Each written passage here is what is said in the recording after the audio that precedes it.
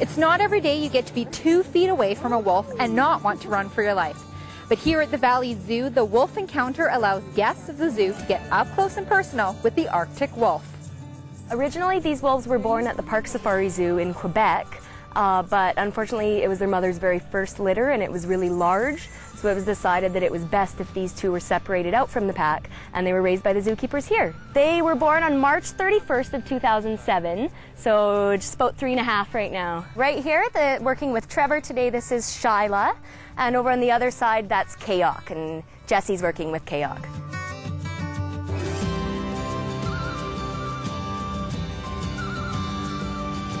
It's just amazing how close we are. What is happening over there? Are they doing some checks? So absolutely, they're going through some daily sort of vet checks.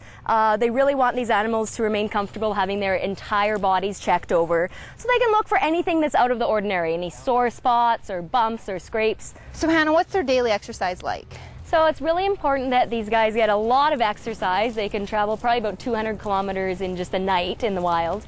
So part of that is taking them out of their enclosure and bringing them all around the zoo on maybe hour-long walks. That's not being said that that's an encounter people can come up and touch them, but you certainly can get quite close up, probably about 15 feet, something like that. And they do walk all around the zoo, so you have opportunity to see them acting quite naturally. Like most carnivores, a protein diet is a must. This is the basic carnivore diet that even our large cats would receive at the zoo, and it's basically a mix of meats with some essential nutrients in it. So this would be one portion for one animal here at their feeding time.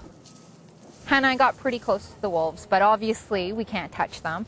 But you have this for those that are curious to see what they feel like. That's right, yeah. This is an actual gray wolf pelt. So although it's not exactly like the Arctic wolves, it feels almost identical to one since they are subspecies of the gray wolf. So you can tell they have these long, coarse guard hairs on top that actually kind of repel moisture so they don't really freeze up in the winter. And if you look underneath, closer to the skin, soft, dense undercoat. And that's something very common to any of the mammals living out in the Arctic. They have that really soft undercoat, kind of like wearing layers for them, so it helps keep them insulated. I really hope that people have the opportunity to develop that nice emotional connection to the animals. These ones specifically, they'll get to know their names and their history, but as well as thinking about wolves in the wild and the different impacts that human activities are having on them.